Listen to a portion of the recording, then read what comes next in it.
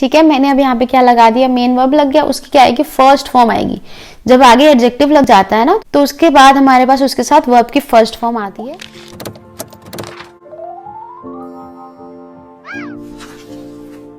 Hello guys, welcome back to my channel effective IELTS classes. Guys, आज की video में हम आइल्स एकेडमिक्स का जो टास्क 1 है उसमें जो लाइन ग्राफ है उसके सेंटेंस स्ट्रक्चर्स डिस्कस करेंगे। ऑलराइट, तो बढ़ने से पहले गाइज मैं आपको एक चीज बता दूं, लाइन ग्राफ में जो 2 चीजें सबसे ज्यादा मैटर करती हैं वो कौन कौन सी हैं। एक तो ट्रेंड्स देने होते हैं हमें उसमें, एंड दूसरा कंपैरिजन बताना होता है। ये 2 चीजें आपके हर लाइन ग्राफ में होते ही होते हैं। ठीक है, सो बेसिकली आपको इस तरह की चीजें लाइन ग्राफ में मेंशन करके आनी होती है। ट्रेंड्स में क्या कुछ आ जाता है, जैसे कुछ इंक्रीज हो रहा है, बढ़ रहा है, डिक्रीज हो रहा है, कम हो रहा है, कांस्टेंट मतलब सेम ही रह रहा है ना, या फिर फ्लक्चुएशन हो रहा है, कभी बढ़ गया, कभी कम हो गया, बढ़ गया, कम हो गया। फाइन। एंड कंपैरिजन में हाई लो आ जाता है, हाईएस्ट लोएस्ट पॉइंट आ जाता है, कुछ भी आ जाता है, चाहे वो 2 ईयर्स का दे सकते हैं हम लोग, या फिर 2 अलग अलग अगर हमारे पास कैटेगरीज दी हुई हैं उन्होंने, या 2 अलग अलग कंट्रीज दे रखी हैं, तो उनमें अगर कुछ कंपैरिजन करना है तो हम इस तरह की चीजें यूज कर सकते हैं। हाफ, डबल, लेस, मोर, मैक्सिमम, मिनिमम, तो ये सब चीजें हम लोग यूज कर सकते हैं। आज की वीडियो में मैंने कुछ 10 सेंटेंस स्ट्रक्चर्स डिस्कस किए हैं, तो वो अच्छे से समझ लेना, बहुत ज्यादा इंपॉर्टेंट है। उसमें आपके जो कम्प्लेक्स सेंटेंसेस है ना वो सारे कवर हो जाएंगे। फाइन। एंड बाकी जो आपको उसको थोड़ा बहुत अगर फैंसी करना है तो it is up to you. बीच में कुछ कुछ मैंने मेंशन किया है। स्टिल अगर आपको लगता है कि आपको लाइन ग्राफ के कुछ सैंपल आंसर्स चाहिए तो please do let me know. ठीक है, कमेंट करके बताना मेरे को अगर आपको कुछ सैंपल आंसर्स भी चाहिए। इवन अगर आपको किसी पर्टिकुलर क्वेश्चन का सैंपल आंसर चाहिए तो आप मेरे को स्टेटमेंट मेंशन कर देना कमेंट बॉक्स में, मैं आपको उसकी वीडियो प्रोवाइड कर दूंगी। Fine, so let's get started. तो जो हमारे पास जो सबसे पहला सेंटेंस है वो क्या है, इडली फॉर्म। इडली फॉर्म में गाइस हमने क्या करना है, यहाँ पे वर्ब की सेकंड फॉर्म लगानी है एंड उसमें ly होगा। सिंपल सेंटेंस रहेगा। सिंपली हमें करना क्या है, जो वर्ब है वर्ब की सेकंड फॉर्म यूज करेंगे एंड एक एडवर्ब यूज करेंगे साथ में। ठीक है, जैसे कि the birth rate of girls increased dramatically. The birth rate of girls increased dramatically. Guys, ये सेंटेंसेस जो फर्स्ट स्लाइड है ना मैंने बिल्कुल सिंपल रखी है। ठीक है, सो दैट आपको थोड़ा थोड़ा समझ आना शुरू हो जाए। ठीक है, इसमें मैंने ईयर्स और कोई फिगर्स, कोई नंबर्स वगैरह नहीं यूज करे, लेकिन ये यूज करने बहुत ज्यादा जरूरी है। टास्क 1 के हर एक सेंटेंस में ये होने चाहिए। जैसे कि इसमें क्या हो जाएगा, the birth rate of girls increased dramatically from 50% to 70%। अब उसके बाद गाइस ईयर भी आएगा। ईयर अब हम पहले भी मेंशन कर सकते हैं यहाँ पे स्टार्टिंग में और लास्ट में भी। जैसे कि 2010 की बात हो रही है तो हम क्या करेंगे, in 2010 comma the birth rate of girls increased dramatically from 50% to 70%। या फिर अगर हमने स्टार्टिंग में नहीं लिखना ईयर तो हम पीछे लिख सकते हैं। ठीक है, सपोज हमने किसी और सेंटेंस में स्टार्टिंग में लिख दिया इन 2010, या फिर स्टार्टिंग में मेंशन कर दिया कि कौन से ईयर की बात हो रही है, तो नेक्स्ट सेंटेंस में हम लोग क्या करेंगे, हम उसके लास्ट में मेंशन कर देंगे। राइट, तो लास्ट में मेंशन करके हमारा सेंटेंस कैसे बनेगा, the birth rate of girls increased dramatically from 50% to 70% in 2010, मतलब जो भी हमारे पास ईयर गिवन है। उसके बाद जो हमारी नेक्स्ट एग्जांपल आ जाती है वो क्या है, the data of Europe remained constant. जो यूरोप का डेटा था वो क्या रहा, रिमेन कांस्टेंट रहा, मतलब वो सेम ही रहा। ठीक है, उसके बाद आ जाता है the number of cars increased slightly from dash to dash. जो नंबर ऑफ कार्स थी, जो कार्स का जो नंबर था, जो जितनी भी उसका काउंट था वो क्या हुआ, इंक्रीज हुआ स्लाइटली, मतलब थोड़ा सा बढ़ा वो from dash to dash. Suppose 2010 से लेके 2015 की हम बात कर रहे हैं तो वो कितना बढ़ा, थोड़ा सा बढ़ा। ठीक है, तो ये तो हमारे हो गए बेसिक सेंटेंसेस। ठीक है, अब इसको और ज्यादा एडवांस कैसे करना है ना, कि सो दैट हमारे जो टास्क 1 है उसमें हमारे 2.5 कम से कम बैंड्स को आए आउट ऑफ 3। ये तो आप लोग को पता ही होगा कि जो हमारा टास्क 1 होता है वो हमारा 3 बैंड्स का होता है, एंड जो टास्क 2 होता है वो हमारा 6 बैंड्स का होता है। तो अगर आप इसमें 2.5 गेन कर लेते हैं, तो अगर आप टास्क 2 में 4 आउट ऑफ 6 भी कर लेते हैं ना, तो भी आपके 6.5 बैंड्स कहीं नहीं गए। तो इजीली आप 6.5 बैंड स्कोर कर सकते हैं आइल्स के राइटिंग में। ऑलराइट, ओके, तो जो हमारा नेक्स्ट जो सेंटेंस स्ट्रक्चर है वो देख लेते हैं। गाइज ये है हमारा रूल, ठीक है। ये मैं जो रूल है आपको एग्जाम्पल्स की हेल्प से ही समझाती हूँ, क्योंकि ऐसे आपको रूल समझ में नहीं आएगा, ठीक है। तो फर्स्ट एग्जाम्पल क्या है इसकी, a dramatic increase was seen in the birth rate of girls which reach to its peak point at dash in dash, ठीक है। अब ये क्या है, ये मैंने एक्स्ट्रा अपनी तरफ से ऐड ऑन किया है, क्योंकि ऐसी चीजें तो हमें अपने आप से ऐड ऑन करनी है, ठीक है। मुझे क्या आपको सिर्फ सेंटेंस स्ट्रक्चर्स बताने हैं कि मैं किस तरह से जो है सेंटेंसेस बना सकती हूँ। ये आपको और ज्यादा एडवांस कैसे करने हैं, है ना, वो आप प्रैक्टिस के साथ कर सकते हो। तो इसमें रूल क्या है, पहले लगेगा ए, मैंने लगा दिया ए, उसके बाद लगेगा हमारे पास एक एडजेक्टिव। एडजेक्टिव मैंने क्या लगाया, ड्रामेटिक। आप यहाँ पे ड्रास्टिक लगा सकते हैं, आप यहाँ पे स्लाइट लगा सकते हैं, ठीक है। आप यहाँ पे सडन लगा सकते हैं, ठीक है। मतलब ऐसे कुछ भी एक हमें एडजेक्टिव लगाना है। फिर उसके बाद हमारा लगेगा मेन वर्ब। वर्ब में गाइस हमारे पास क्या आ जाएगा, या तो कोई चीज बढ़ेगी या फिर वो कम होगी, ठीक है। दो ही ऑप्शंस है हमारे पास, या बढ़ने की या फिर कम होने की। तो मैंने तो आपको समझाने के लिए सिंपल इंक्रीज और डिक्रीज यूज किया हुआ है, तो अब सिनोनिम्स आप कुछ भी यूज कर सकते हैं, ठीक है। अगर आपको सिनोनिम्स नहीं पता इंक्रीज या डिक्रीज के, तो आप मेरे को बता सकते हैं, मैं उस पर भी वीडियो बना दूंगी अगर आपको चाहिए तो, जिसमें कि आपकी जो सारी वोकैब है वो कवर हो जाएगी टास्क 1 की, राइट। चलो तो वापस इधर सेंटेंस स्ट्रक्चर की तरफ आते हैं। ड्रामेटिक इंक्रीज, ठीक है, मैंने अब यहाँ पे क्या लगा दिया, मेन वर्ब लग गया। उसकी क्या आएगी, फर्स्ट फॉर्म आएगी। जब आगे एडजेक्टिव लग जाता है, बाद हमारे पास उसके साथ वर्ब की फर्स्ट फॉर्म आती है। वॉज सीन मतलब देखा गया था। आप यहाँ पे सीन यूज कर सकते हैं, ऑब्जर्व्ड यूज कर सकते हैं, विटनेस्ड यूज कर सकते हैं, ठीक है। That is up to you कि आपको क्या यूज करना है। मैंने आपको सिर्फ एक बेसिक स्ट्रक्चर बताना है, राइट।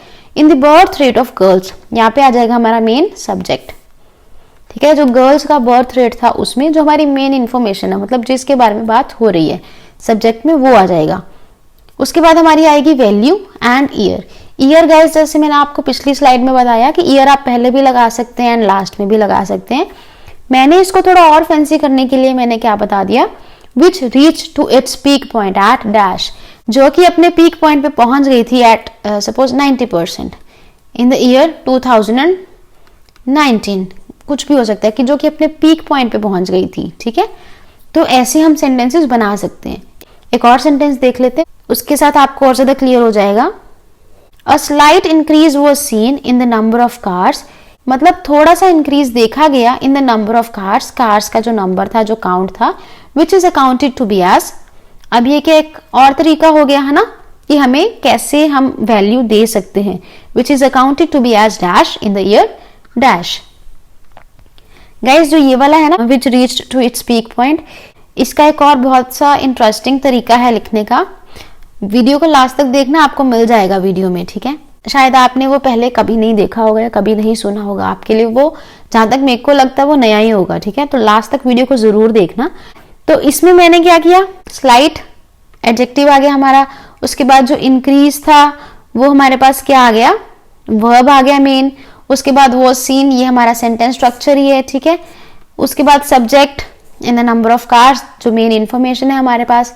वैल्यू, वैल्यू को हमने इस तरीके से बता दिया, which is accounted to be as. अब कौन सा ईयर वो बता दिया यहाँ पे। समझ आ रहा है गाइस? चलो अच्छी बात है। अब नेक्स्ट देख लेते हैं।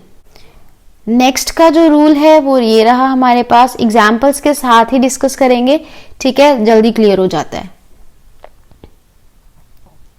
तो इसमें क्या है गाइस, हम लोगों ने क्या कहना है, देयर इज या वॉज। ये हमारा जो रहेगा टेंस, हमारे जो टास्क आएगा हमें एग्जाम में उसके अकॉर्डिंगली रहेगा। अगर वो प्रेजेंट की बात कर रहा है तो इज आ जाएगा, ठीक है। अगर वॉज की बात है, अगर मतलब पास्ट की बात है तो वॉज आ जाएगा, ठीक है। तो there is a dramatic increase, आ गया रूल के अकॉर्डिंग। एडजेक्टिव मतलब हम लोगों ने एडजेक्टिव मेंशन करना है, यहाँ पे हम लोगों ने ड्रामेटिक यूज किया। उसके बाद इंक्रीज डिक्रीज बताएंगे, है ना। इंक्रीज वेंट अप लिख सकते हैं हम, इंक्रीज को मतलब ऊपर की तरफ बढ़ा, कुछ भी लिख सकते हैं, सर्ज लिख सकते हैं, वो सिनोनिम्स हम बाद में डिस्कस करेंगे, पहले हम सेंटेंसेस को लिखना सीखेंगे, जो कि अपनी जगह पे बहुत ज्यादा जरूरी है, ठीक है। सिनोनिम्स तो कवर हो ही जाएंगे।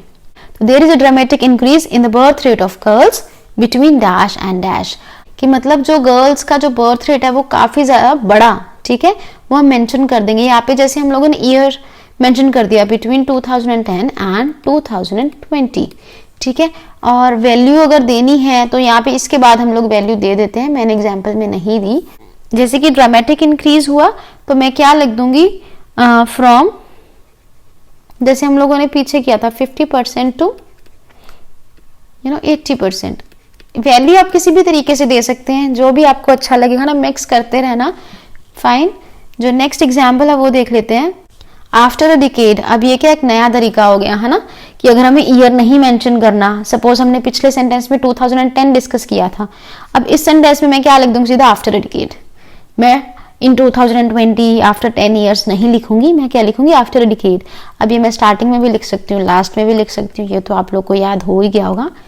मैंने क्या किया, देयर वॉज अ, ठीक है, वॉज यूज किया, अ यूज किया, स्लाइट मतलब थोड़ा सा, मेन वर्ब मैंने क्या यूज किया, इंक्रीज, ठीक है, इन द नंबर ऑफ कार्स, ये हो गया हमारा सब्जेक्ट, ठीक है, जो मेन इंफॉर्मेशन जिसकी हम बात कर रहे हैं, which is accounted to be as dash, जो कि कितनी अकाउंट करती थी, इतनी, ठीक है। ईयर यहाँ पे मेंशन हो गया, आगे यहाँ पे हमारी क्या आ जाएगी, वैल्यू, जो कि हमारी वैल्यू बढ़ के पहुंच गई है, वो वैल्यू हमारी यहाँ पे आ जाएगी, ठीक है। अब ये क्या हो गया, एक अलग तरीका है, which is accounted to be as, ठीक है। चलो नेक्स्ट देख लेते हैं। नेक्स्ट है गाइस हमारे पास as, where as, while. Example के साथ ही देख लेते हैं गाइस, जल्दी समझ आ जाएगा। अब मैंने क्या किया, यहाँ पे मैंने इन तीनों में से एक चीज कुछ यूज करी, एज, वेयर एज, वाइल, आप कुछ भी यूज कर सकते हैं। मैंने क्या यूज किया, वाइल, वाइल। अब मैंने सब्जेक्ट 1 की बात करी यहाँ पे, ठीक है। अब ये क्या करेगा, एक ही सेंटेंस में दो जो हमारे इंफॉर्मेशन है उसका क्या है, कंपैरिजन बताएगा, ठीक है। ये क्या है, सेंटेंसेस सिंपल रहेंगे, लेकिन ये आपका क्या बन जाएगा, अच्छा खासा एक कॉम्प्लेक्स सेंटेंस बन जाएगा। कैसे, मैंने क्या किया, while the figure for factories in Japan went up, increase की जगह मैंने क्या यूज किया, वेंट अप। अगर आपके लिए वेंट अप नया है तो आप अभी अपनी नोटबुक पे नोट कर लीजिए।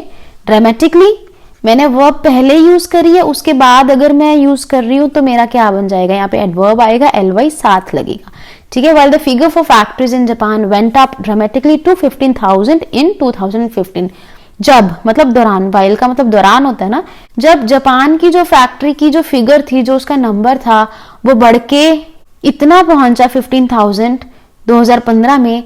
द क्वांटिटी इन कोरिया, अब ये सब मेरे को लिखने की जरूरत नहीं है फॉर फैक्ट्रीज वगैरह वगैरह, क्योंकि उसको पता चल जाएगा कि बात किसकी हो रही है, फैक्ट्रीज की हो रही है। हम सिर्फ सिटी नेम चेंज कर देंगे, ठीक है।